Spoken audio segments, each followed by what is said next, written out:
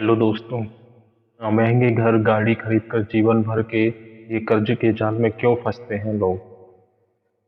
22 साल का एक मोहित है जो एक मिडिल क्लास फैमिली से है। उसका सपना है कि उसका एक घर हो जिसे वह अपना घर कह सके। मोहित 22 साल की उम्र में एक अच्छी एमएनसी कंपनी में जॉब मिल जाती है और वहां से वह अपना करियर शुरू करता है। उसे यकीन है कि अब वह अपने पैरों पर खड़ा हो जाएगा। 1 साल के बाद वह अपनी नौकरी से बहुत खुश होता है और कंपनी में बहुत अच्छा काम करता है और सोच रहा होता है कि कुछ डाउन पेमेंट देकर ईएमआई पे एक घर खरीद लें। बस इस बात से खुश है कि महज 23 साल की उम्र में उसने एक घर खरीद लिया है जिसे वह अपना घर कह सके। वह 20 साल की ईएमआई पर एक होम लोन लेता है।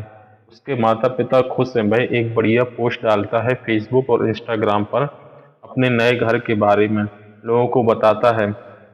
उसके दोस्त थोड़े ईर्ष्यालु हैं। वह अपनी उन चीज़ों के बारे में देखी भगाने लगता है जिन्हें वह हासिल कर चुका है और खुद को कामयाब बताने लगता है। 3 साल बाद अभी भी उसी कंपनी में अच्छी कमाई कर रहा है। वह सोच रहा है कि ईएमआई पर एक कार खरीद ली जाए, क्योंकि अब गर्मी के समय में बाइक पे ऑफिस जाने में प्रॉब्लम होती है और कार को खरीदने का सपना भी बड़े अरमानों से संजोए रखा था। वह 5 साल की ईएमआई कार लोन पर एक कार खरीद लेता है। वह बहुत खुश है, वह सफल है, वह देश विदेश की सैर कर रहा है। उससे जलने वाले यार दोस्त भी ऐसा ही करते जाते हैं। वे भी लोन पर एक और घर खरीद लेते हैं, केवल दिखाने के लिए, स्टेटस मेंटेन रखने के लिए अपने दोस्तों के साथ। लेकिन 3 साल बाद उसे लगने लगता है कि उस पर ऑफिस की कोई सियासत चल रही है। उसे लगता है कि इस एमएनसी कंपनी में काम करने के तौर तरीके बिगड़ गए हैं। टाइम से प्रमोशन भी नहीं मिल रहा, बॉस के साथ भी नहीं बन रही है।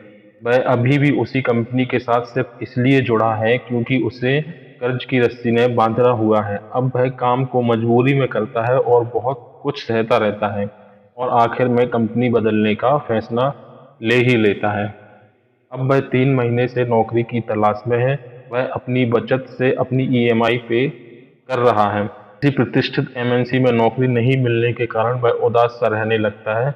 वह किसी छोटे मोटी कंपनी में नौकरी नहीं करना चाहता, क्योंकि उसे स्टैंडर्ड ऊंचे ही रखना है। वह केवल टॉप लेवल की एमएनसी चाहता है। 9 महीने बीत जाते हैं।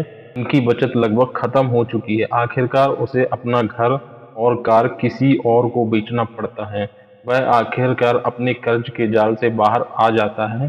किसी चीज को खरीदना बस एक भावनात्मक निर्णय है, तार्किक या लॉजिक नहीं।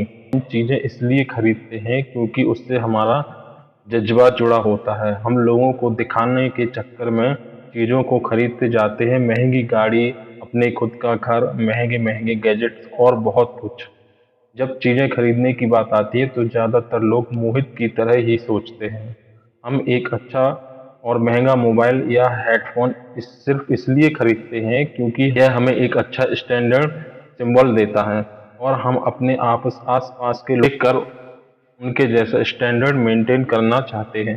हम ऐसी चीज़ें खरीदते रहते हैं अपनी ज़रूरत के लिहाज से नहीं, सिर्फ इसलिए क्योंकि हमने ज़िंदगी भर उनकी तमन्ना अपने ख्वाबों में रखी है। कैश फ्लो होते ही वह चीज़ें खरीदना शुरू कर देता है। वह ब्रांडेड ईयरफोन, आईफोन की तरह छोटी चीज़ें जो असल में छोटी नहीं है से शुरुआत करता है और ये लिस्ट बढ़ती ही जाती है समय के साथ। चीज़ों का पैमाना छोटा हो तब तो ठीक है, पर यह बढ़ते चला जाता है और वह ऐसी चीज़ें खरीदते जाते हैं जो उसके कैश फ्लो की पहुंच से बाहर भी हो जाती है और उसके लिए फिर वो क्रेडिट कार्ड, लोन जैसी चीज़ों में फंस जाता है और हमेशा के लिए।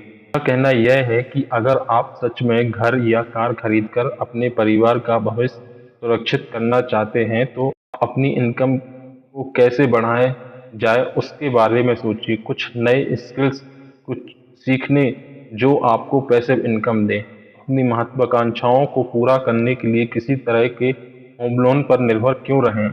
आप ये बात सुनने में अच्छी नहीं लगेगी, मगर सच्चाई यही है कि सीधे नकद से कुछ करने के लिए आपके पास गट्स नहीं है। आप और भी जोर नहीं लगाना चाहते, आप कोई आसान रास्ता निकालना चाहते हैं।